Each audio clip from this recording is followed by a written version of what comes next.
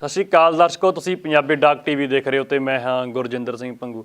ਦੋਸਤੋ, ਕਿਸਾਨਾਂ ਦਾ ਜੋ ਮਸਲਾ ਇਹ ਜੋ ਸਰਕਾਰ ਨੇ ਖੇਤੀ ਵਿਰੋਧੀ 3 ਕਾਨੂੰਨ ਪਾਸ ਕੀਤੇ ਸੀ, ਇਹਨਾਂ ਕਾਨੂੰਨਾਂ ਖਿਲਾਫ ਸੰਘਰਸ਼ ਹੁਣ ਪੀਕ ਦੇ ਉੱਤੇ ਹੈ ਤੇ ਕਿਸਾਨ ਦਿੱਲੀ ਨੂੰ ਘੇਰਾ ਪਾ ਕੇ ਬੈਠੇ ਨੇ। ਕਿਸਾਨਾਂ ਨੂੰ ਸਮਰਥਨ ਅਲੱਗ-ਅਲੱਗ ਵਰਗ ਦਾ ਸਮਰਥਨ ਕਿਸਾਨਾਂ ਨੂੰ ਮਿਲ ਰਿਹਾ ਹੈ।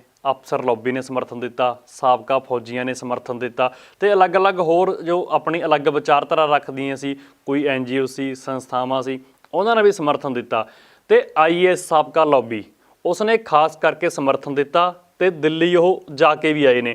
ਤੇ ਅੱਜ ਸਾਡੇ ਨਾਲ ਸਟੂਡੀਓ ਦੇ ਵਿੱਚ ਕੁਲਬੀਰ ਸਿੰਘ ਸਿੱਧੂ ਨੇ, ਜੋ ਸਾਬਕਾ ਡਿਪਟੀ ਕਮਿਸ਼ਨਰ ਨੇ, 3 ਜ਼ਿਲ੍ਹਿਆਂ ਦੇ ਵਿੱਚ DC ਰਹਿ ਚੁੱਕੇ ਨੇ। ਜੋ ਖਾਲਸਾ ਸਾਜਨਾ 300 ਸਾਲਾ ਦਿਵਸ ਮਨਾਇਆ ਜਾ ਰਿਹਾ ਸੀ, ਉਦੋਂ ਇਹ ਰੋਪੜ ਦੇ DC ਸੀ। ਇਸ ਤੋਂ ਇਲਾਵਾ ਸਾਹਿਤ ਨਾਲ ਇਹਨਾਂ ਦੀ ਡੂੰਘੀ ਰੁਚੀ ਹੈ। 9 ਕਿਤਾਬਾਂ ਲਿਖ ਚੁੱਕੇ ਨੇ, ਸਾਹਿਤ ਦੀ ਝੋਲੀ 9 ਕਿਤਾਬਾਂ ਪਾ ਚੁੱਕੇ ਨੇ, ਜੋ ਇੱਕ ਬੜਾ ਵੱਡਾ ਕਦਮ ਹੈ। ਇਸ ਤੋਂ ਇਲਾਵਾ ਵੀ ਅੱਜ ਸਾਡੇ ਨਾਲ ਸਟੂਡੀਓ ਦੇ ਵਿੱਚ ਮੌਜੂਦ ਨੇ ਤੇ ਦਿੱਲੀ ਇਹ ਗਏ ਸੀ। ਅਫਸਰ ਲੌਬੀ, ਸਾਬਕਾ IAS ਲੌਬੀ ਜਿਸ ਨੇ ਕਿਸਾਨਾਂ ਨੂੰ ਸਮਰਥਨ ਦਿੱਤਾ, ਦਿੱਲੀ ਗਏ ਸੀ। ਦਿੱਲੀ ਇਹ ਕਿਤਾਬਾਂ ਵੀ ਵੰਡ ਕੇ ਆਏ ਨੇ ਤਾਂ ਜੋ ਲੋਕਾਂ ਦੇ ਵਿੱਚ ਅਵੇਅਰਨੈਸ ਆ ਸਕੇ, ਜਾਗਰੂਕਤਾ ਆ ਸਕੇ। ਤੇ ਅੱਜ ਸਾਡੇ ਨਾਲ ਸਟੂਡੀਓ ਦੇ ਵਿੱਚ ਮੌਜੂਦ ਨੇ। ਸਭ ਤੋਂ ਪਹਿਲਾਂ ਸਰ ਦਾ ਸਵਾਗਤ ਕਰਦੇ ਹਾਂ। ਸਿੱਧੂ ਸਾਹਿਬ, ਤੁਹਾਡਾ ਸਵਾਗਤ ਹੈ ਚੈਨਲ ਪੰਜਾਬੀ ਡਾਕ। ਬਹੁਤ ਮਿਹਰਬਾਨੀ ਭਾਜੀ, ਤੁਹਾਡੇ ਦਰਸ਼ਕਾਂ ਨੂੰ ਔਰ ਤੁਹਾਡੇ ਸਰੋਤਿਆਂ ਨੂੰ ਪਿਆਰ ਭਰੀ ਸਤਿ ਸ੍ਰੀ ਅਕਾਲ। ਸਿੱਧੂ ਸਾਹਿਬ, ਪਹਿਲਾਂ ਤਾਂ ਦੱਸੋ, ਤੁਹਾਡਾ IAS ਤੁਸੀਂ ਰਹੇ ਹੋ, 3 ਜ਼ਿਲ੍ਹਿਆਂ ਦੇ DC ਰਹੇ ਹੋ ਜੀ, ਤਾਂ ਫਿਰ ਉਹ ਸਫ਼ਰ ਕਿੱਦਾਂ ਦਾ ਰਿਹਾ? ਭਾਜੀ ਉਹ ਸਫ਼ਰ ਬਹੁਤ ਹੀ ਮੇਰੇ ਹਿਸਾਬ ਨਾਲ ਇੱਕ ਕਮਿਟਮੈਂਟ ਦਾ ਸਫ਼ਰ ਸੀ ਜੀ। ਅਕਾਲ ਪੁਰਖ ਦੀ ਬਖਸ਼ਿਸ਼ ਨਾਲ ਐਡਾ ਅਹੁਦੇ ਮਿਲਣੇ ਜਿਹਦੇ ਵਿੱਚ ਤੁਸੀਂ ਕੁਝ ਕਰ ਸਕਣ ਦੀ ਸਮਰੱਥਾ ਮਿਲ ਜਾਂਦੀ ਤੁਹਾਨੂੰ, ਤਾਂ ਕੁੱਲ ਮਿਲਾ ਕੇ ਕਿਹਾ ਜਾ ਸਕਦਾ ਹੈ ਕਿ ਉਹ ਸਫ਼ਰ ਫੁਲਫਿਲਮੈਂਟ ਦਾ ਸੀ ਜੀ।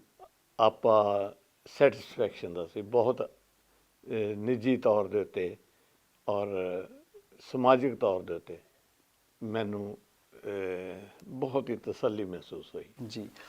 ਸਿੱਧੂ ਸਾਹਿਬ, ਹੁਣ ਕਿਸਾਨਾਂ ਦੇ ਜੇ ਮਸਲੇ ਦੀ ਗੱਲ ਕੀਤੀ ਜਾਵੇ, ਜੋ ਸਰਕਾਰ ਨੇ ਕਾਨੂੰਨ ਪਾਸ ਕੀਤੇ ਸੀ ਖੇਤੀ ਨਾਲ ਸੰਬੰਧਿਤ, ਖੇਤੀ ਵਿਰੋਧੀ ਕਾਨੂੰਨ ਕਿਹਾ ਜਾਂਦਾ, ਉਹਨਾਂ ਨੂੰ ਕਾਲੇ ਕਾਨੂੰਨ ਕਿਹਾ ਜਾਂਦਾ, ਤੇ ਉਹਦੇ ਸੰਦਰਭ ਦੇ ਵਿੱਚ ਕਿਸਾਨ ਦਿੱਲੀ ਦੇ ਦਰਵਾਜ਼ੇ ਤੇ, ਦਿੱਲੀ ਦੇ ਬਰੂਹਾਂ ਤੇ ਬੈਠੇ ਨੇ। ਤੁਸੀਂ ਵੀ ਦਿੱਲੀ ਜਾ ਕੇ ਆਏ ਹੋ, ਸਾਬਕਾ IAS ਲੌਬੀ ਨੇ ਸਮਰਥਨ ਦਿੱਤਾ ਤੇ ਤੁਸੀਂ ਉਹ ਕਿਸਾਨ ਜਥੇਬੰਦੀਆਂ ਨਾਲ ਗੱਲਬਾਤ ਕੀਤੀ, ਮਦਦ ਦੀ ਉਹਨਾਂ ਨੂੰ ਤੁਸੀਂ ਅਪੀਲ ਕੀਤੀ, ਅਸੀਂ ਕਿਸ ਤਰ੍ਹਾਂ ਦੀ ਮਦਦ ਕਰ ਸਕਦੇ ਹਾਂ, ਤੇ ਕਿਤਾਬਾਂ ਤੁਸੀਂ ਵੰਡੀਆਂ। ਉਹ ਸਾਡੇ ਦਰਸ਼ਕਾਂ ਨੂੰ ਵਿਸਥਾਰ ਨਾਲ ਦੱਸੋ, ਪੂਰੀ ਜਾਣਕਾਰੀ ਦਿਓ। ਮੇਰੇ ਵੀਰ, ਪਹਿਲੇ ਦੀ ਗੱਲ, ਜਿਹੜੇ ਦਿੱਲੀ ਗਏ ਜਾਂ ਉੱਥੋਂ ਦੇ ਜੇ ਹਾਲਾਤ ਦੇਖੇ ਤਾਂ ਉਹ ਇਹ ਗੱਲ ਸਮਝ ਆਈ ਵੀ ਭਰਾਵਾ ਉਹ ਤਾਂ ਠੰਡੇ ਪਾਣੀ ਦੀਆਂ ਵਿਛਾੜਾਂ ਵੀ ਸਹਿ ਗਏ ਅਤੇ ਠੰਡੇ ਪਾਣੀ ਨਾਲ ਇਸ਼ਨਾਨ ਵੀ ਸੋਧਦੇ ਆ, ਅਤੇ ਹਿਮਾਚਲ ਦਾ ਉੱਥੇ ਹੱਥ ਧੋਣ ਲੱਗੇ ਨੂੰ ਕੰਬੜੀ ਚੜ੍ਹ ਗਈ ਮੇਰੇ ਵੀਰ। ਤਾਂ ਪਹਿਲੇ ਤਾਂ ਅਨੁਭਵ ਉੱਥੇ ਇਹ ਹੋਇਆ ਵੀ ਇਹ ਉੱਥੇ ਕੋਈ ਕਲਾ ਗੁਰੂ ਮਹਾਰਾਜ ਦੀ ਵਰਤ ਰਹੀ ਹੈ। ਅਤੇ ਧੰਨ ਹੈ ਉਹ ਲੋਕ, ਸਾਡੇ ਭੈਣ ਭਰਾ, ਜਿਨ੍ਹਾਂ ਦੇ ਬਾਰੇ ਅਸੀਂ ਖੁਦ ਸਰਵਿਸ ਦੇ ਵਿੱਚ ਹੁੰਦੇ ਹੋਏ ਇਹ ਸਮਝਦੇ ਸੀ ਵੀ ਸਾਡੀ ਜਵਾਨੀ ਨਸ਼ਿਆਂ 'ਚ ਗਰਕ ਹੋ ਗਈ, ਸਾਡੀ ਕਿਸਾਨੀ ਖੁਦਕੁਸ਼ੀਆਂ ਨੂੰ ਪਹੁੰਚ ਗਈ। ਉਹ ਹੁਣ ਲੱਗਾ ਵੀ ਉਹ ਗੱਲਾਂ ਤਾਂ ਠੀਕ ਹੈ, ਪਰ ਅੰਸ਼ ਮਾਤਰ ਠੀਕ ਹੈ। ਜਿਹੜਾ ਪ੍ਰੋਪੇਗੰਡਾ ਜ਼ਿਆਦਾ ਸੀ, ਮੈਂ ਫਿਰ ਰਿਪੀਟ ਕਰਦਾ ਕਿ ਭਾਵੇਂ ਅਸੀਂ ਉਸ ਵੇਲੇ ਸਰਕਾਰਾਂ ਦੇ ਹਿੱਸੇ ਸੀ, ਉਦੋਂ ਸਾਨੂੰ ਵੀ ਇਹ ਇੱਕ ਵੇਗ ਹੁੰਦਾ ਨਾ ਸੋਚਣ ਦਾ, ਇੱਕ ਫਲੋ ਹੁੰਦਾ, ਅਤੇ ਸਾਡੇ ਮਨਾਂ ਵਿੱਚ ਵੀ ਇਹ ਹੁੰਦਾ ਸੀ ਵੀ ਕਿਸਾਨ ਵੀ ਗਿਆ ਅਤੇ ਸਾਡੀ ਜਵਾਨੀ ਵੀ ਗਈ, ਅਤੇ ਨੈਗੇਟਿਵ ਜਿਹਾ ਇੱਕ ਐਟੀਟਿਊਡ ਬਣਿਆ ਸੀ। ਪਰ ਉੱਥੇ ਜਾ ਕੇ ਬਹੁਤ ਸੋਹਣਾ ਜਿਹਾ ਇੱਕ ਅਨੁਭਵ ਹੋਇਆ। ਫਿਰ ਰਿਪੀਟ ਕਰਦਾ ਕਿ ਕਲਾ ਵਾਹਿਗੁਰੂ ਜੀ ਕੀ ਵਰਤ ਰਹੀ ਹੈ, ਅਤੇ ਜਿਹੜਾ ਅਸੀਂ ਕਹਿੰਦੇ ਸੀ ਨਾ ਨੌਜਵਾਨ ਸਿਰਫ ਨਸ਼ੇੜੀ ਹੈ, ਨੌਜਵਾਨ ਨੂੰ ਤਾਂ ਮੈਂ ਉੱਥੇ ਦੇਖਿਆ ਕਰੇਨਾਂ ਵਾਂਗੂ ਕੰਮ ਕਰਦੇ ਮੇਰੇ ਵੀਰ। ਜਿਹੜੇ ਇਹਨਾਂ ਨੇ ਬੈਰੀਕੇਡ ਮਨੋਹਰ ਲਾਲ ਖੱਟੜ ਜੀ ਦੇ ਪੁੱਟੇ ਹੈ ਲਾਏ, ਜਿਹੜੇ ਅਤੇ ਉਹ ਪਰਾਂ ਕੀਤੇ ਹੈ। ਉਸ ਤੋਂ ਅੱਗੇ ਜਿਹੜੀ ਉੱਥੇ ਸੇਵਾ ਕਰ ਰਹੇ ਮੇਰੇ ਵੀਰ, ਘਰ ਦੇ ਵਿੱਚ ਅਸੀਂ ਖੁਦ ਅਤੇ ਸਾਡੇ ਬੱਚੇ ਰੋਟੀ ਖਾ ਕੇ ਆਪਣੇ ਭਾਂਡੇ ਨਹੀਂ ਸਿੰਕ 'ਤੇ ਰੱਖਣ ਜਾਂਦੇ ਕਿਚਨ ਦੇ ਵਿੱਚ, ਅਤੇ ਉੱਥੇ ਮੇਰੇ ਵੀਰ ਸਾਡੀਆਂ ਜਿਹੜੀਆਂ ਮਾਵਾਂ ਭੈਣਾਂ ਧੀਆਂ ਬੱਚੀਆਂ, ਉਹ ਤਾਂ ਰੋਟੀਆਂ ਜਿਹੜੀਆਂ ਪਕਾਉਂਦੀਆਂ ਉੱਥੇ ਮਤਲਬ ਆਪਣੇ ਮੁੰਡੇ, ਨੌਜਵਾਨ ਮੁੰਡੇ ਵੀ ਰੋਟੀ ਪਾਣੀ ਦੀ ਸੇਵਾ ਲੱਗੇ। ਉੱਥੇ ਹਿਮਾਚਲ ਬੁਰਾ ਠੇਰਾ ਜਾਂਦਾ, ਉਹਦਾ ਗੰਢੀ ਫੜ ਕੇ ਵੀ ਟਿਕਾ ਕਰਦੇ ਆ, ਉਹਦੇ ਠਹਿਰ ਵੀ ਦੱਸਦੇ ਆ। ਤਾਂ ਉਹ ਤਾਂ ਜਲਵਾ ਮੇਰੇ ਵੀਰ ਜਿਹੜਾ ਉੱਥੇ ਚੱਲ ਰਿਹਾ ਨਾ, ਉਹ ਤਾਂ ਬਸ ਇਲਾਹੀ ਜਿਹਾ ਕੰਮ ਬਣ ਗਿਆ ਉੱਥੇ। ਹਾਲਾਂਕਿ ਦੁਸ਼ਵਾਰੀਆਂ ਬਹੁਤ ਜ਼ਿਆਦਾ, ਤਾਂ ਉਸ ਦੇ ਵਿੱਚ ਅਸੀਂ ਵੀ ਭਾਈ ਉੱਥੇ ਪੁੱਛਣ ਚਲੇ ਗਏ ਕਿ ਅਸੀਂ ਕੀ ਤੁਹਾਨੂੰ ਸਪੋਰਟ ਦੇ ਸਕਦੇ ਹਾਂ। ਅਤੇ ਸਭ ਤੋਂ ਪਹਿਲਾਂ ਤਾਂ ਸਾਨੂੰ ਉਹਨਾਂ ਨੇ ਜੀ ਟੋਕਿਆ ਕਿ ਨਾ ਜੀ ਨਾ ਮਾਇਕ ਮਦਦ ਕੋਈ ਨਹੀਂ। ਹਾਲਾਂਕਿ ਰਿਟਾਇਰ ਬੰਦੇ ਮਾਇਕ ਮਦਦ ਕਿੰਨੀ ਕੁ ਦੇਣ ਜੋਗੇ ਹੈ। ਹੁਣ ਅਸੀਂ ਖਾਲਸਾ ਏਡ ਵਾਲੇ ਵੀਰ ਸਿੰਘ ਨਾ ਬਣ ਸਕਦੇ ਹਾਂ, ਨਾ SP ਓਬਰਾਏ ਬਣ ਸਕਦੇ ਹਾਂ, ਨਾ ਕੋਈ ਹੋਰ ਬਣ ਸਕਦੇ ਹਾਂ। ਪਰ ਚਲੋ ਤਿਲ ਦਾਨ ਲਿਖਿਆ, ਸਾਡੇ ਦਸਵੰਧ ਲਿਖਿਆ, ਉਨੀ ਪ੍ਰਵਾਨਗੀ ਵੀ ਨਹੀਂ ਉਹਨਾਂ ਨੇ ਸਾਥੋਂ ਲਈ। ਤਾਂ ਉਹ ਕਹਿੰਦੇ ਜੀ ਅਸੀਂ ਜਦੋਂ ਪੰਜਾਬ 'ਚ ਇਹੀ ਜਥੇਬੰਦੀਆਂ ਸਾਡੇ ਨਾਲ 30 ਸਾਲ ਤੋਂ ਵਰਤਦੀਆਂ, ਉਹ ਕਹਿੰਦੇ ਜੀ ਅਸੀਂ ਤੁਹਾਡਾ ਇੰਨਾ ਹੀ ਇਹਤਰਾਮ ਕਰਦੇ ਹਾਂ, ਸਤਿਕਾਰ ਕਰਦੇ ਹਾਂ ਕਿ ਤੁਸੀਂ ਸਾਡੇ ਨਾਲ ਆ ਗਏ, ਇੰਨਾ ਹੀ ਬਹੁਤ ਹੈ। ਦਾ ਕਾਰਨ ਵੀ ਹੈ ਪੰਗੂ ਜੀ, ਇੱਕ ਡਿਪਟੀ ਕਮਿਸ਼ਨਰ ਦੇ ਜ਼ਿਲ੍ਹੇ ਦੀ ਆਬਾਦੀ ਜੇ ਆਪਾਂ 10 ਲੱਖ ਕਹਿ ਦਈਏ, ਉਸ ਦੇ ਵਿੱਚ ਹੁਣ ਇਸ ਗੱਲ 'ਚ ਨਾ ਜਾਓ ਵੀ DC ਨੂੰ ਚੰਗਾ ਕਿੰਨਾ ਕਹਿੰਦੇ ਅਤੇ ਮਾੜਾ ਕਿੰਨਾ ਕਹਿੰਦੇ, ਪਰ 10 ਲੱਖ ਲੋਕਾਂ ਦਾ ਉਹ ਇੱਕ ਰੋਲ ਮਾਡਲ ਹੈ DC। ਉਸ ਦਾ ਉੱਥੇ ਖੜ੍ਹੇ ਹੋਣਾ ਅਤੇ ਉਸ ਦਾ ਉੱਥੇ ਜਾ ਕੇ ਫਿਰ ਹੱਕ ਦੇ ਵਿੱਚ ਖੜ੍ਹੇ ਹੋਣਾ, ਹੱਕ ਸੱਚ ਦੇ ਹੱਕ ਵਿੱਚ ਖੜ੍ਹੇ ਹੋਣਾ, ਇਹ ਬਹੁਤ ਵੱਡੀ ਮੋਰਲ ਸਪੋਰਟ ਹੈ। ਤਾਂ ਜਿਹੜੇ ਅਸੀਂ IAS ਲੌਬੀ, ਜਿਹਨੂੰ ਤੁਸੀਂ ਲੌਬੀ ਕਹਿੰਦੇ ਆ, ਜਾਂ ਤੁਹਾਡੇ ਵਿੱਚੋਂ ਹੀ ਅਸੀਂ ਲੌਬੀ ਲੂਬੀ ਕੁਛ ਨਹੀਂ ਹੋਣਾ, ਜੰਮੇ ਵੀ ਅਸੀਂ ਇਸੇ ਸਮਾਜ 'ਚ ਸੀ, ਜਦੋਂ ਵਧੇ ਫੁੱਲੇ ਵੱਡੇ ਹੋਏ ਉਹ ਵੀ ਇਸ ਸਮਾਜ 'ਚ, ਨੌਕਰੀਆਂ ਕੀਤੀਆਂ ਉਹ ਵੀ ਆਪਣੇ ਪੰਜਾਬ ਵਿੱਚ। ਤਾਂ ਉਸ ਦੇ ਵਿੱਚ ਤੁਹਾਡੇ ਧੀ ਪੁੱਤ ਹੋਣ ਦੇ ਨਾਤੇ ਜਦੋਂ ਹੁਣ ਅਸੀਂ ਉੱਥੇ ਗਏ ਹਾਂ, ਅਤੇ ਅਸੀਂ ਵੀ ਇਹ ਸੋਚਿਆ ਕਿ ਪੈਸੇ ਦੀ ਮਦਦ ਜਿੰਨੀ ਤਿਲ ਫੁੱਲ ਦੇਣੀ ਸੀ ਉਹ ਇਹ ਲੈਣ ਨੂੰ ਤਿਆਰ ਨਹੀਂ। ਅੱਛਾ, ਜਿੱਥੋਂ ਤੱਕ ਕਾਨੂੰਨੀ ਸਲਾਹ ਮਸ਼ਵਰਿਆਂ ਦਾ ਤਾਲੁਕ ਹੈ, ਉਹ ਉਹਨਾਂ ਕੋਲ ਸੁਪਰੀਮ ਕੋਰਟ ਤੱਕ ਦੇ ਵਕੀਲ ਹਾਜ਼ਰ ਹੋਏ ਬੈਠੇ, ਉਹ ਵੀ ਉਹਨਾਂ ਨੂੰ ਜੁਆਇਨ ਕਰੀ ਬੈਠੇ। ਤਾਂ ਇਹ ਪ੍ਰੋਫੈਸ਼ਨਲੀ ਸਪੀਕਿੰਗ ਇਹ ਸਬਜੈਕਟ ਹੀ ਉਹਨਾਂ ਦਾ, ਐਕਟ ਬਣਾਉਣੇ ਅਤੇ ਐਕਟ ਕੈਂਸਲ ਕਰਾਉਣੇ। ਤੀਸਰਾ ਫਿਰ ਸਾਡੇ ਪੱਲੇ ਤਾਂ ਇੱਕੋ ਇੱਕ ਗੱਲ ਰਹਿ ਗਈ ਬੇਟੇ, ਵਿਵੇਕ ਦਾਨ, ਪੁਸਤਕ ਦਾਨ। ਆਪਣੀ ਅਰਦਾਸ 'ਚ ਆਉਂਦਾ ਨਾ ਵਿਵੇਕ ਦਾਨ, ਕਿ ਜਿਹਨੂੰ ਕਹਿੰਦੇ ਆ ਨਾ ਬੁੱਧੀ ਦਾ ਥੋੜ੍ਹਾ ਬਹੁਤਾ, ਜੇ ਤੁਹਾਡੇ ਕੋਲ ਕੋਈ ਤਿਲ ਫੁੱਲ ਹੈਗੀ ਹੈ, ਕੋਈ ਅਕਲ ਦੀ ਚੂੰਡੀ ਤੁਹਾਡੇ ਕੋਲ ਹੈਗੀ ਹੈ, ਤਜਰਬੇ ਦੀ ਕੋਈ ਅਨੁਭਵ ਦਾ ਤਜਰਬੇ ਦਾ ਗਿਆਨ ਤੁਹਾਡੇ ਕੋਲ ਹੈਗਾ, ਤਾਂ ਉਹ ਉਹਨਾਂ ਨਾਲ ਸ਼ੇਅਰ ਕੀਤਾ ਜਾਵੇ ਔਰ ਉਸ ਨੂੰ ਉਹਨਾਂ ਨੇ ਜੀ ਆਇਆਂ ਆਖਿਆ। ਨੰਬਰ 2, ਅਸੀਂ ਉਹਨਾਂ ਨੂੰ ਜਿਹੜੀ ਸਲਾਹ ਮੈਂ ਨਿੱਜੀ ਤੌਰ 'ਤੇ ਦੱਸੀ, ਉਹਨਾਂ ਨੂੰ ਮੈਂ ਕਿਹਾ ਕਿ ਜਦੋਂ ਮੋਰਚਿਆਂ ਦੇ ਵਿੱਚ, ਪੁਰਾਣੇ ਮੋਰਚੇ, ਧਰਮ ਯੁੱਧ ਮੋਰਚਾ ਲੈ ਲਓ, ਆਪਣੇ ਜਿਹੜੇ ਲੌਂਗੋਵਾਲ ਅਕੋਰਡ ਲੈ ਲਓ, ਅਸੀਂ ਇਹ ਸਾਰੇ ਮੋਰਚੇ ਫੀਲਡ ਵਿੱਚ ਜਿੱਤੇ। ਜਦੋਂ ਅਸੀਂ ਡੈਸਕ ਉੱਤੇ ਜਾਂਦੇ ਹਾਂ, ਉਦੋਂ ਅਸੀਂ ਸੁਰਖੀਆਂ, ਬਿੰਦੀਆਂ, ਕੌਮੇ, ਸੈਮੀਕੋਲਨ, ਫੁੱਲ ਸਟਾਪ, ਉਹਨਾਂ ਨੂੰ ਅਸੀਂ ਨਹੀਂ ਸਮਝਦੇ। ਤਾਂ ਨਤੀਜਾ ਇਹ ਹੁੰਦਾ ਹੈ ਕਿ ਗੱਲ ਜਿਹੜੀ ਕੀਤੀ ਹੁੰਦੀ ਹੈ, ਜਿਹੜੀ ਇਨ ਪ੍ਰਿੰਸੀਪਲ ਸਿਧਾਂਤਕ ਤੌਰ 'ਤੇ ਮੰਨੀ ਗਈ ਹੁੰਦੀ ਹੈ, ਉਹ ਗੱਲ ਵੀ ਸੈਮੀਕੋਲਨਾਂ, ਫੁੱਲ ਸਟਾਪਾਂ ਦੀ ਜਿਹੜੀ ਸਾਡੀ ਦਫ਼ਤਰੀ ਭਾਸ਼ਾ ਹੈ, ਉਸ ਦੇ ਵਿੱਚ ਉਹਦੇ ਮਤਲਬ ਬਦਲ ਜਾਂਦੇ ਕਈ ਵਾਰੀ। ਤਾਂ ਇੱਕ ਤਾਂ ਉਹਨਾਂ ਨੂੰ ਇਹ ਰਾਏ ਦਿੱਤੀ ਕਿ ਭਾਈ ਉਹ ਸਿਆਣੇ ਵਕੀਲਾਂ ਨੂੰ ਪੁੱਛ ਲਿਓ। ਉਹੀ ਕਾਰਨ ਹੈ ਕਿ ਜਦੋਂ ਹੁਣ ਸਰਕਾਰ ਕਹਿੰਦੀ ਹੈ ਰਿਪੀਲ ਤੋਂ ਬਿਨਾਂ ਕੋਈ ਹੋਰ ਦੱਸੋ ਕੀ ਕਰਨਾ, ਅਤੇ ਇਹ ਬਜ਼ਿਦ ਨੇ ਕਿ ਤੁਸੀਂ ਜਿਨ੍ਹਾਂ ਨੇ ਐਕਟ ਬਣਾਏ ਹੈ, ਸੈਕਟਰੀ ਸਾਹਿਬਾਨ ਨੇ, ਵੱਡੇ ਵੱਡੇ ਅਫਸਰਾਂ ਨੇ, ਉਹ ਉਹਨਾਂ ਤੋਂ ਹੀ ਪੁੱਛੋ ਜੀ ਵੀ ਇਹਦਾ ਕੀ ਕਰਨਾ। ਆਪਣੇ 'ਤੇ ਨਹੀਂ ਗੱਲ ਲੈ ਰਹੇ, ਬੜੀ ਵਧੀਆ ਗੱਲ ਹੈ। ਨਹੀਂ ਤਾਂ ਗੱਲ ਇਹਨਾਂ 'ਤੇ ਪਾਈ ਜਾ ਸਕਦੀ, ਜਿਸ ਤਰ੍ਹਾਂ ਲੌਂਗੋਵਾਲ ਅਕਾਰਡ, ਤੁਹਾਨੂੰ ਪਤਾ ਵੀ ਸਾਡੇ 'ਤੇ ਉਲਟੀ ਪਾਤੀ ਸੀ ਕਿ ਤੁਸੀਂ ਲੌਂਗੋਵਾਲ ਅਕਾਰਡ ਦੇ ਕੋਰੀਡੋਰ ਨਹੀਂ ਮੰਨਿਆ, ਕੰਦੂ ਖੇੜੇ ਵਾਲਾ, ਜਿਸ ਨਾਲ ਫਾਜ਼ਿਲਕਾ ਅਤੇ ਅਬੋਹਰ ਦਾ ਕੋਰੀਡੋਰ ਬਣਨਾ ਸੀ, ਅਤੇ ਅਸੀਂ ਤੁਹਾਨੂੰ ਚੰਡੀਗੜ੍ਹ ਨਹੀਂ ਦਿੰਦੇ। ਇੱਕ ਤਾਂ ਦੂਜਾ ਓਪੀਨੀਅਨ ਬਿਲਡਿੰਗ, ਫਿਰ ਰਿਪੀਟ ਕਰਕੇ ਕਹਿੰਦਾ ਕਿ ਅਸੀਂ ਜਦੋਂ ਉੱਥੇ ਪੰਜਾਬ ਦੇ ਲੋਕ ਬੈਠੇ ਨਾ, ਹਰਿਆਣਾ ਦੇ ਲੋਕ ਬੈਠੇ ਨਾ, ਅਤੇ ਹਰਿਆਣਾ ਪੰਜਾਬ ਦਾ ਹੁਣ ਫਰਕ ਰਹਿ ਨਹੀਂ ਗਿਆ, ਜੱਟ ਅਤੇ ਜਾਟ ਵਿੱਚੋਂ ਕੰਨਾ ਮੁਕਤਾ ਕੱਟਿਆ ਗਿਆ ਮੇਰੇ ਵੀਰ। ਬੜਾ ਚੰਗਾ ਸੁਖਾਵੇਂ ਅਸਰ ਵੀ ਇਹਦੇ ਬੜੇ ਹੋਏ, ਪੁੱਤ ਬਣ ਕੇ ਬੈਠੇ ਨੇ। ਤਾਂ ਉਹ ਜਿਹੜੇ ਲੋਕ ਆ ਜਦੋਂ ਦੇਖਦੇ ਭਾਈ DC ਕਮਿਸ਼ਨਰ ਆਏ ਬੈਠੇ ਆ, financial commissioner, chief secretary Bopa Rai ਸਾਹਿਬ ਗਵਰਨਮੈਂਟ ਆਫ ਇੰਡੀਆ ਦੇ ਆਪਣੇ ਸੈਕਟਰੀ, ਮਨੇਸ਼ਰ ਸਿੰਘ ਚਾਲ ਜਿਹਨਾਂ ਤੋਂ ਮੈਂ ਟ੍ਰੇਨਿੰਗ ਲਈ ਹੈ, ਉਹ ਬੰਦੇ ਉੱਥੇ ਬੈਠੇ ਆ, ਸਰਦਾਰ RI ਸਿੰਘ ਹੋਰੀ ਬੈਠੇ ਆ, ਸਰਦਾਰ ਜੈ ਸਿੰਘ ਗਿੱਲ ਬੈਠੇ ਹੈ, ਅੱਛਾ, ਸੁਬੋਧ ਕੁਮਾਰ ਚੀਫ ਸੈਕਟਰੀ ਬੈਠੇ ਆ, ਰਾਜਨ ਕਸ਼ਯਪ ਬੈਠੇ, ਉੱਥੇ ਕੋਈ ਹਿੰਦੂ ਸਿੱਖ ਦਾ ਕੋਈ ਸਵਾਲ ਨਹੀਂ।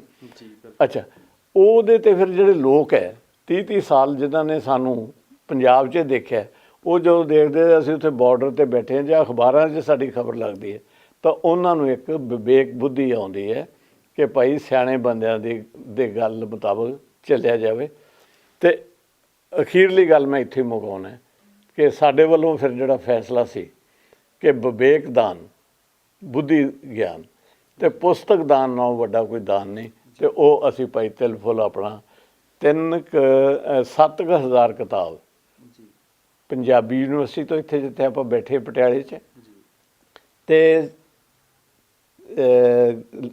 ਪੰਜਾਬ ਐਗਰੀਕਲਚਰ ਯੂਨੀਵਰਸਿਟੀ ਲੁਧਿਆਣਾ ਤੋਂ ਲੈ ਕੇ 7,000 ਤੋਂ ਉੱਪਰ ਕਿਤਾਬਾਂ 2 ਲੱਖ ਕੀਮਤ ਦੀਆਂ ਅਸੀਂ ਦੇ ਕੇ ਆਏ ਹਾਂ। ਅਤੇ ਅੱਗੇ ਵੀ ਇਹ ਉਹਨਾਂ ਦੇ ਕਹਿਣ ਮੁਤਾਬਕ ਜੋ ਸਾਨੂੰ ਮਦਦ ਕਹਿਣਗੇ ਉਹ ਕਰਦੇ ਰਹਾਂਗੇ ਜੀ। ਸੋ ਸਿੱਧੂ ਸਾਹਿਬ, ਤੁਸੀਂ ਲੰਮਾ ਸਮਾਂ ਡੀਸੀ ਰਹੇ ਹੋ, 3 ਜ਼ਿਲ੍ਹਿਆਂ ਦੇ ਡੀਸੀ ਰਹੇ ਹੋ, ਅਤੇ ਹੁਣ ਤੁਹਾਨੂੰ ਲੱਗਦਾ ਕੀ ਹੈ? ਤੁਸੀਂ ਵੀ ਸਰਕਾਰਾਂ ਦਾ ਹਿੱਸਾ ਸੀ, ਸਰਕਾਰਾਂ ਦੀ ਨੀਤੀਆਂ ਨੂੰ ਬੜੇ ਤੁਸੀਂ ਤਹਿ ਤੇ ਨਿਗਾਹ ਦੇ ਵਿੱਚ ਜਾ ਕੇ ਦੇਖਦੇ ਹੋ, ਬੜੇ ਧਰਾਤਲ 'ਤੇ ਜਾ ਕੇ ਦੇਖਦੇ ਹੋ ਕਿ ਹੁਣ ਫਿਰ ਬੀਜੇਪੀ ਸਰਕਾਰ ਇਹਨਾਂ ਕਾਨੂੰਨਾਂ ਲੈ ਕੇ ਵਾਪਸ ਮੁੜੂਗੀ? ਤੁਹਾਡੀ ਕੀ ਰਾਏ? ਇਹਦੇ 'ਚ ਨਾ ਇੱਕ ਤੁਹਾਡੀ ਗੱਲ ਬੜੀ ਵਾਜਬ ਹੈ ਕਿ ਪੰਗੂ ਜੀ ਤੁਸੀਂ ਮੇਰੇ ਰੂਬਰੂ ਬੈਠੇ ਆ, ਮੈਂ ਤੁਹਾਡੇ ਰੂਬਰੂ ਬੈਠਾ। ਇਹ ਜਿਹੜੇ ਸਾਡੇ 100 IAS ਅਫਸਰ ਇਸ ਨੂੰ ਜੁਆਇਨ ਕੀਤਾ ਨਾ ਜਿਨ੍ਹਾਂ ਨੇ, ਉਹ ਸਾਰੇ ਡੀਸੀ ਰਹੇ ਹੈ। ਕੋਈ 5, 7, 10 ਨੂੰ ਛੱਡ ਦਿਓ ਜਿਹੜੇ ਨਹੀਂ ਡੀਸੀ ਬਣੇ ਹੋਣੇ, ਇਹ ਇਕੱਲਾ ਮੈਂ ਹੀ ਨਹੀਂ ਡੀਸੀ ਰਿਹਾ, ਸਾਰੇ 3-3, 4-4, 2-2 ਜ਼ਿਲ੍ਹਿਆਂ ਦੇ ਡੀਸੀ ਰਹੇ ਹੈ। ਅੱਛਾ, ਤਾਂ ਸਾਡੀ ਹੁਣ ਉਹ ਮੰਨਣਗੇ ਕਿ ਨਹੀਂ ਮੰਨਣਗੇ? ਮੇਰੇ ਵੀਰ, ਇਹ ਜੇ ਤਾਂ ਮੈਂ ਇੰਨੀ ਗੱਲ ਹੀ ਕਹਿ ਸਕਦਾ, ਜੇ ਮੰਨਣਗੇ ਤਾਂ ਧੰਨਵਾਦ ਉਹਨਾਂ ਦੇ, ਧੰਨਵਾਦ ਸਾਡੇ ਕਿ ਸਦਬੁੱਧੀ ਆਏਗੀ। ਅਤੇ ਗੌਰਮੈਂਟਾਂ ਦਾ ਇੱਕ ਰੋਲ ਮਾਈ ਬਾਪ ਦਾ ਹੁੰਦਾ, ਇੱਕ ਕੋਈ ਤਾਨਾਸ਼ਾਹੀ ਦਾ ਰੋਲ ਨਹੀਂ ਹੁੰਦਾ ਇਕੱਲਾ, ਠੀਕ ਹੈ। ਹਿਊਮਨਿਸਟਿਕ ਲੈਵਲ ਦੇ ਉੱਤੇ, ਹਿਊਮਨਟੇਰੀਅਨ ਗਰਾਊਂਡ ਦੇ ਉੱਤੇ ਸਭ ਤੋਂ ਵੱਡੀ ਗਰਾਊਂਡ ਹਿਊਮਨਟੇਰੀਅਨ ਗਰਾਊਂਡ ਹੈ। ਜੇ ਸਰਕਾਰਾਂ ਮਾਈ ਬਾਪ ਦਾ ਰੋਲ ਲੈ ਕੇ ਚੱਲਣ ਕਿ ਭਾਈ ਜਿੱਥੇ ਗਲਤੀ ਹੋਈ ਹੈ ਉੱਥੇ ਮੰਨ ਲਓ, ਤਾਂ ਇਹਦੇ ਬਹੁਤ ਚੰਗੇ ਨਤੀਜੇ ਨਿਕਲ ਸਕਦੇ। ਅਤੇ ਜੇ ਮੈਂ ਨਾ ਮਾਨੂੰ ਅਪਰੋਚ ਹੈ ਅਤੇ ਹੈਂਕੜ ਰਾਜ ਹੱਠ ਹੈ, ਤਾਂ ਉਸ ਦੇ ਮੁਕਾਬਲੇ 'ਚ ਪਰਜਾ ਹੱਠ ਹੈ। ਅਤੇ ਹਮੇਸ਼ਾ ਇਹ ਹੁੰਦਾ ਹੈ ਵੀਰ ਕਿ ਬੇਸ਼ੱਕ ਨੁਕਸਾਨ ਪਰਜਾ ਦਾ ਹੋ ਜੇ, ਪਰ ਅਖੀਰ ਨੂੰ ਹਾਰ ਜਿਹੜੀ ਹੈ ਉਹ ਰਾਜ ਹੱਠ ਦੀ ਵੀ ਹੁੰਦੀ ਹੈ। ਉਹਦੀ ਇੱਕ ਮਿਸਾਲ ਬਹੁਤ ਤਗੜੀ ਦੇਣ ਲੱਗਾ, ਅਸ਼ੋਕਾ ਦੀ ਗ੍ਰੇਟ, ਜਿਹਨੂੰ ਆਪਾਂ ਸੰਸਕ੍ਰਿਤੀ ਵਿੱਚ ਥਾਂ ਥਾਂ 'ਤੇ ਨਾਮ ਲੈਂਦੇ ਹਾਂ, ਨੈਸ਼ਨਲ ਫਲੈਗ ਦੇ ਵਿੱਚ ਵੀ, ਤ੍ਰਿਮੂਰਤੀ ਵਿੱਚ ਵੀ ਅਸ਼ੋਕ ਚੱਕਰ ਦੀ ਗੱਲ ਆਉਂਦੀ ਹੈ। ਉਸ ਨੇ ਕਲਿੰਗਾ ਜਿੱਤਣ ਲੱਗੇ 2 ਲੱਖ ਲੋਕਾਂ ਦਾ ਘਾਣ ਕਰਤਾ ਸੀ, ਪਰ ਅਖੀਰ ਤੁਹਾਨੂੰ ਪਤਾ ਕਿ ਉਹ ਸਾਰੀ ਉਮਰ ਪਸ਼ਚਾਤਾਪ 'ਚ ਰਿਹਾ, ਅਤੇ ਉਸ ਨੇ ਉਸ ਵੇਲੇ ਬੁੱਧ ਧਰਮ ਅਪਣਾ ਲਿਆ ਅਤੇ ਬੁੱਧ ਧਰਮ ਫੈਲਾਇਆ। ਇਸ ਲਈ ਸਰਕਾਰਾਂ ਨੂੰ ਬਿਲਕੁਲ ਭਲੀ ਭਾਂਤੀ ਪਤਾ ਹੈ ਕਿ ਅਸ਼ੋਕਾ ਵਾਂਗੂ ਜਿੱਤ ਕੇ ਵੀ ਸਰਕਾਰਾਂ ਅਤੇ ਰਾਜੇ ਹਾਰਦੇ ਰਹੇ। ਜਿਵੇਂ ਸਿੱਧੂ ਸਾਹਿਬ, ਮੇਰਾ ਸਵਾਲ ਕਿ ਵੀ ਤੁਹਾਡੀ ਨਿੱਜੀ ਰਾਏ, ਸਰਕਾਰ ਦੇ ਤੁਸੀਂ ਨੇੜੇ ਰਹੇ ਹੋ, ਕਿ ਸਰਕਾਰ ਨੂੰ ਇਹ ਕਾਨੂੰਨ ਵਾਪਸ ਲੈ ਕੇ ਸਰਨਾ ਕਿ ਸਰਕਾਰ ਕੋਈ ਵਿੱਚ ਹੋਰ ਰਾਹ ਕੱਢ ਸਕਦੀ ਹੈ? ਭਾਜੀ ਇਹ ਜਿਹੜਾ ਹੁਣ ਓਪੀਨੀਅਨ ਹੈ, ਅਤੇ ਮੈਂ ਕਹਿੰਦਾ ਵੀ ਸਰਕਾਰ ਇਹ ਮਸਲੇ ਦਾ ਹੱਲ ਇਸ ਤੋਂ ਪਹਿਲਾਂ ਹੀ ਕੱਢ ਸਕਦੀ ਹੈ। ਇਹ ਕਿਹੜਾ ਮਸਲਾ ਜਿਸ ਦਾ ਹੱਲ ਨਹੀਂ ਨਿਕਲ ਸਕਦਾ? ਔਰ ਜਿੱਥੇ ਕੋਲੈਕਟਿਵ ਕੌਨਸ਼ੀਅਸਨੈਸ ਦੀ ਗੱਲ ਹੈ, ਕੋਲੈਕਟਿਵ ਕੌਨਸ਼ੀਅਸਨੈਸ ਕਿ ਇੰਨੇ ਸਾਰੇ ਕੋਲੈਕਟਿਵਲੀ ਵਿੱਚ ਉਹਦੇ 'ਚ ਆਪਣੇ ਕਿਸਾਨ ਵੀ, ਪਰਜਾ ਵੀ ਸ਼ਾਮਲ ਹੈ, ਸੈਕਟਰੀਏਟ ਲੈਵਲ ਤਾਂ ਸ਼ਾਮਲ ਹੈ, ਸੈਕਟਰੀਏਟ ਮੈਂ ਕਹਿੰਦਾ ਬਿਊਰੋਕਰੇਸੀ, ਕੈਬਨਿਟ ਸਾਡੀਆਂ ਸ਼ਾਮਲ ਹੈ। ਤਾਂ ਇਹ ਕਿਹੜਾ ਮਸਲਾ ਮੇਰੇ ਵੀਰ ਜਿਹਦਾ ਹੱਲ ਨਹੀਂ ਹੋ ਸਕਦਾ? ਸਿੱਧੂ ਸਾਹਿਬ, ਜਿਵੇਂ ਮੀਟਿੰਗਾਂ ਤਾਂ ਲਗਾਤਾਰ ਚੱਲ ਰਹੀਆਂ ਨੇ ਕਿਸਾਨ ਜਥੇਬੰਦੀਆਂ ਦੀਆਂ, ਅਤੇ ਕੈਬਨਿਟ ਮੰਤਰੀ ਜੋ ਬੀਜੇਪੀ ਦੇ ਮੰਤਰੀ ਨੇ ਉਹਨਾਂ ਵਿਚਾਲੇ ਮੀਟਿੰਗਾਂ ਚੱਲ ਰਹੀਆਂ ਨੇ, ਪਰ ਕਿਸੇ ਤਣ ਪੱਤਣ ਦੀ ਗੱਲ ਲੱਗੀ। ਜੇਕਰ ਸਰਕਾਰ ਨਹੀਂ ਮੰਨਦੀ, ਕਿਸਾਨਾਂ ਦਾ ਵੀ ਕਹਿਣਾ ਕਿ ਅਸੀਂ ਅਮੈਂਡਮੈਂਟ ਨਹੀਂ ਚਾਹੁੰਦੇ, ਅਸੀਂ ਚਾਹੁੰਦੇ ਹਾਂ ਕਿ ਇਹ ਕਾਨੂੰਨ ਨੇ ਜੋ ਕਾਨੂੰਨ ਇਹ ਮੁੱਢੋਂ ਕਾਨੂੰਨ ਰੱਦ ਕੀਤੇ ਜਾਣ। ਦੂਜੇ ਪਾਸੇ ਸਰਕਾਰ ਦੇ ਬਾਰ-ਬਾਰ ਬਿਆਨ ਆਉਂਦੇ ਨੇ ਕਿ ਅਸੀਂ ਰੱਦ ਨਹੀਂ ਕਰਦੇ, ਅਸੀਂ ਅਮੈਂਡਮੈਂਟ ਕਰ ਦਿੰਦੇ ਹਾਂ। ਜੇਕਰ ਸਰਕਾਰ ਕਾਨੂੰਨ ਰੱਦ ਨਹੀਂ ਕਰਦੀ, ਕਿਸਾਨ ਪਿੱਛੇ ਨਹੀਂ ਹਟਦੇ, ਤਾਂ ਫਿਰ ਵਿੱਚ ਵਿਚਾਲੇ ਵਾਲਾ ਰਾਹ ਕੀ ਹੈ? ਦੇਖੋ, ਅਜੇ ਦੀ ਘੜੀ ਤਾਂ ਰਾਜ ਹਟ ਤੇ ਪਰਜਾ ਹਟ ਟਕਰਾਇਆ ਹੋਇਆ, ਜਿਸ ਦਾ ਮੈਂ ਪਹਿਲਾਂ ਜ਼ਿਕਰ ਕਰ ਚੁੱਕਿਆ ਅਸ਼ੋਕਾ ਦੀ ਗ੍ਰੇਟ ਦੇ ਸੰਦਰਭ ਵਿੱਚ। ਜੇ ਇਹ ਪੋਜੀਸ਼ਨ ਤੁਸੀਂ ਸਮਝਦੇ ਹੋ ਕਿ ਇਸ ਤਰ੍ਹਾਂ ਦੀ ਬਣੀ ਹੋਈ ਹੈ, ਤਾਂ ਮੈਨੂੰ ਕੁਛ ਇਹ ਲੱਗਦਾ ਹੈ ਕਿ ਦੋਨੋਂ ਪਾਸੇ ਈਗੋ ਇੱਕ ਹੁੰਦੀ ਹੈ। ਈਗੋ ਤਾਂ ਤੁਹਾਡੇ ਮੇਰੇ 'ਚ ਵੀ ਹੈਗੀ ਹੈ, ਕੀੜੇ 'ਚ ਵੀ ਹੁੰਦੀ ਹੈ। ਹਉਮੈ ਜਿਹਨੂੰ ਕਹਿੰਦੇ ਆ। ਹਉਮੈ ਤੋਂ ਅੱਗੇ ਇਹ ਮਸਲਾ ਬਣਿਆ ਖਲੋਤਾ ਹੈ ਹੰਕਾਰ ਦਾ, ਤਾਨਾਸ਼ਾਹੀ ਦਾ। ਅਤੇ ਉਸ ਦੇ ਵਿੱਚ ਵੀ ਨੈਸ਼ਨਲ ਇੰਟਰਸਟ ਨੂੰ ਸੈਂਟਰਲ ਗੌਰਮੈਂਟ, ਮੈਂ ਕਹਿਣਾ ਚਾਹਾਂਗਾ ਕਿ ਪਾਰਟੀ ਲੈਵਲ ਦੇ ਉੱਤੇ ਇਸ ਨੂੰ ਇਸ਼ੂ ਨੂੰ ਲੈ ਰਹੀ ਹੈ ਕਿ ਜੇ ਇਹ ਵਾਪਸ ਕਰਦੇ ਹੈ ਤਾਂ ਬੀਜੇਪੀ ਦੀ ਹਾਨੀ ਹੁੰਦੀ ਹੈ, ਹੇਠੀ ਹੁੰਦੀ ਹੈ, ਗੌਰਮੈਂਟ ਦੀ ਹਾਨੀ ਹੁੰਦੀ ਹੈ, ਉਹਨਾਂ ਦੇ ਨਮੋਸ਼ੀ ਸਹਿਣੀ ਪਊਗੀ। ਉਹਨਾਂ ਨੂੰ ਹੋਰ ਲੋਕ ਵੀ ਜਿਹੜੇ ਕੋਈ ਹੈਗੇ ਤੁਹਾਡੇ ਇਸ ਤੋਂ ਪਹਿਲਾਂ ਡੀਮੋਨੀਟਾਈਜੇਸ਼ਨ ਵਾਲੇ ਹੈ, GST ਵਾਲੇ ਹੈ, 370 ਵਾਲੇ ਹੈ, ਉਹ ਵੀ ਪਤਾ ਨਹੀਂ ਕੀ ਬੋਲਣਗੇ ਕੀ ਨਹੀਂ। ਉਹਨਾਂ ਦੇ ਤਾਂ ਇਹ ਖਦਸ਼ੇ ਹੈ ਅਤੇ ਉਹਨਾਂ ਦੀਆਂ ਇਹ ਦਲੀਲਾਂ। ਜਿਹੜੇ ਇਹ ਦੇਖਦੇ ਆ, ਇਹ ਐਕਟਾਂ ਦੀਆਂ ਸੋਧਾਂ ਨੂੰ ਇਸ ਲਈ ਨਹੀਂ ਮੰਨਦੇ ਕਿ ਅਖੀਰ ਦੇ ਸੋਧਾਂ ਕਰਕੇ, ਸਭ ਕੁਝ ਕਰਕੇ, ਜਿੰਨੀ ਦੇਰ ਕਾਰਪੋਰੇਟ ਘਰਾਣਾ ਇਹਦੇ ਵਿੱਚੋਂ ਨਹੀਂ ਨਿਕਲਦੇ, ਜਿਹੜੇ ਕਿ ਲੀਗਲੀ ਵੜ ਚੁੱਕੇ ਹੈ, ਉਨੀ ਦੇਰ ਕਿਸਾਨ ਦੀ ਮਾਂ ਜਿਹੜੀ ਹੈ ਨਾ, ਜਿਵੇਂ ਬੱਕਰੀ ਦੀ ਮਾਂ ਕਿੰਨੀ ਕੁ ਦੇਰ ਸੁੱਖ ਮਨਾਊਗੀ, ਬੱਕਰੇ ਦੀ ਮਾਂ ਕਿੰਨੀ ਕੁ ਦੇਰ ਸੁੱਖ ਮਨਾਊ। ਤਾਂ ਇਹ ਦੋਨਾਂ ਦੇ ਵਿਚਕਾਰ ਮੇਰੇ ਵੀਰ ਜਿਹੜੀ ਸਿਚੁਏਸ਼ਨ ਹੈ, ਉਹ ਕੁਛ ਐਂ ਜਿਹੀ ਲੱਗਦੀ ਹੈ ਕਿ ਇਹਦੇ ਵਿੱਚ ਵੀ ਨਾ ਇੱਕ ਅਲਾਮਾ ਇਕਬਾਲ ਨੇ ਸ਼ੇਅਰ ਕਿਹਾ। ਉਹਦਾ ਇਹ ਨਹੀਂ ਵੀ ਅੱਜ ਉਹਦੀ ਕੋਈ ਆਪਾਂ ਰਾਏ ਲੈਣ ਲੱਗੇ ਹਾਂ, ਪਰ ਸਿਆਣਿਆਂ ਦੀ ਜੋ ਫੋਕ ਵਿਜ਼ਡਮ ਹੈ ਉਹਦਾ ਸਹਾਰਾ ਲਈਏ। ਉਹ ਕਹਿੰਦਾ, ਇੱਕ ਹੰਗਾਮੇ पे मौकूफ़ है इस घर की रौनक, ਨਗਮੇ ਸ਼ਾਦੀ ਨਾ ਸਹੀ, ਨੋਹੇ ਗਮ ਹੀ ਸਹੀ। ਉਹ ਕਹਿੰਦਾ ਵੀ ਇਸ ਘਰ ਦੀ ਜਿਹੜੀ ਰੌਣਕ ਹੈ ਨਾ, ਉਹ ਨਿਰਭਰ ਕਰਦੀ ਹੈ ਇੱਕ ਹੰਗਾਮੇ 'ਤੇ, ਵੀ ਹੰਗਾਮਾ ਹੁੰਦਾ ਰਹਿਣਾ ਚਾਹੀਦਾ। ਅਤੇ ਉਹ ਕਹਿੰਦਾ ਉਹਦੇ 'ਚ ਸ਼ਾਦੀ ਦੇ ਗਾਣੇ ਨਾ ਵੀ ਹੋਣ ਤਾਂ ਮੌਤ ਦੇ ਵੈਣ ਵੀ ਚੰਗੇ, ਢੋਲ ਢਮੱਕਾ, ਰੌਲਾ ਰੱਪਾ, ਰਾਮ ਰੌਲਾ ਪੈਂਦੇ ਰਹਿਣਾ ਚਾਹੀਦਾ। ਤਾਂ ਸਿਚੁਏਸ਼ਨ ਹੁਣ ਇਸ ਲੈਵਲ 'ਤੇ ਹੈ ਜਿਹੜੀ ਕਿ ਬਿਲਕੁਲ ਸੰਜੀਦਾ ਤੌਰ 'ਤੇ ਸਮਝ ਲੈਣੀ ਚਾਹੀਦੀ ਹੈ ਗੱਲ ਕਿ ਇੱਦੋਂ ਅੱਗੇ ਜੇ ਸੈਂਟਰ ਲੈਵਲ ਦੇ ਉੱਤੇ ਸਟੇਲਮੇਟ ਹੈ, ਡੈਡਲੌਕ ਹੈ, ਤਾਂ ਇਹਦੀ ਚੁਆਤੀ ਕਿਤੇ ਬੈਕਲੈਸ਼ ਕਰਕੇ ਵਾਪਸ ਆ ਕੇ ਸਟੇਟ ਲੈਵਲ ਦੇ ਉੱਤੇ ਕੋਈ ਪਾਰਟੀ ਲੈਵਲ ਦੇ ਝਗੜੇ ਨਾਲ ਖੜੇ ਹੋ ਜਾਣ, ਕੋਈ ਸੱਭਿਆਚਾਰਕ ਲੈਵਲ ਦੇ ਕੋਈ ਹੋਰ ਫਸਾਦ ਨਾ ਹੋ ਜਾਣ। ਜਿਵੇਂ ਕਿ ਆ ਪਿਛਲੇ ਕੁਝ ਸਮੇਂ ਤੋਂ ਤੁਹਾਨੂੰ ਪਤਾ ਵੀ ਗੋਹਾ ਸੁੱਟਤਾ ਅਤੇ 307 ਲੱਗ ਗਈ, ਠੀਕ ਹੈ। ਤਾਂ ਉਹ ਮੈਂ ਪਹਿਲਾਂ ਵੀ ਕਹਿੰਦਾ ਹੁੰਦਾ ਵੀ ਚੁੰਗੀ ਬੱਕਰੀ ਬਣਾਤਾ ਡਾਕਾ। ਅਤੇ ਇਹੋ ਜਿਹੀਆਂ ਸਿਚੁਏਸ਼ਨ ਦੇ ਵਿੱਚ ਮੇਰੇ ਵੀਰ ਸੰਭਾਵਨਾ ਮਾੜੀਆਂ। ਪਰ ਮੈਂ ਪੈਸੀਮਿਸਟਿਕ ਨੋਟ 'ਤੇ ਨਹੀਂ ਖ਼ਤਮ ਕਰਨੀ ਚਾਹੁੰਦਾ ਗੱਲ। ਮੈਂ ਚਾਹਾਂਗਾ ਕਿ ਸਦਬੁੱਧੀ, ਵਿਵੇਕ ਬੁੱਧੀ ਜ਼ਰੂਰ ਪ੍ਰਵੇਲ ਕਰੇਗੀ, ਵਿਜ਼ਡਮ ਪ੍ਰਵੇਲ ਕਰੇਗੀ, ਔਰ ਪਰਮਾਤਮਾ ਕਰੇ ਜਿਸ ਤਰ੍ਹਾਂ ਸੁਪਰੀਮ ਕੋਰਟ ਨੇ ਇੰਟਰਵੀਨ ਕੀਤਾ। ਹਾਲਾਂਕਿ ਉਹਨਾਂ ਦੀ ਆਪਣੀ ਜਾਂ ਸਾਡੀਆਂ ਸੰਵਿਧਾਨਕ ਸੰਸਥਾਵਾਂ ਦਾ ਵੀ ਕੋਈ ਸਾਖ ਨਹੀਂ ਰਹੇਗੀ। ਤਾਂ ਜੇ ਹੁਣ ਉਹਨਾਂ ਨੇ ਜੇ ਇੰਟਰਵੀਨ ਕੀਤਾ ਅਤੇ ਜੇ ਕੋਈ ਉਸ ਬਹੁਤ ਸੋਹਣਾ ਫੈਸਲਾ ਦੇ ਕੇ ਇਹਨਾਂ ਨੂੰ ਕੋਈ ਮਿਡਵੇ ਰਸਤਾ ਦੋਨਾਂ ਧਿਰਾਂ ਨੂੰ ਦੇ ਜਾਣ ਤਾਂ ਅਸੀਂ ਸ਼ੁਕਰ ਹੀ ਕਰੀਏ ਜੀ। ਸੋ ਸ਼ੁਕਰੀਆ ਸਿੱਧੂ ਸਾਹਿਬ, ਤੁਸੀਂ ਆਪਣੇ ਬਿਜੀ ਸ਼ਡਿਊਲ ਦੇ ਵਿੱਚੋਂ ਕੱਢ ਕੇ, ਵਿਅਸਤ ਸਮੇਂ ਦੇ ਵਿੱਚੋਂ ਕੱਢ ਕੇ ਸਾਡੇ ਦਰਸ਼ਕਾਂ ਦੇ ਸਾਹਮਣੇ ਬੜੀ ਬੇਬਾਕ ਤੇ ਬੜੀ ਮਹੱਤਵਪੂਰਨ ਗੱਲਾਂ ਰੱਖੀਆਂ ਕਿ ਸਰਕਾਰ ਨੂੰ ਅਖੀਰ ਦੇ ਵਿੱਚ ਝੁਕਣਾ ਤਾਂ ਪੈਣਾ। ਅਸੀਂ ਤੁਹਾਡਾ ਧੰਨਵਾਦ ਕਰਦੇ ਹਾਂ, ਤੁਸੀਂ ਆਪਣੇ ਕੀਮਤੀ ਸਮੇਂ ਵਿੱਚੋਂ ਸਾਡੇ ਲਈ ਸਮਾਂ ਕੱਢਿਆ।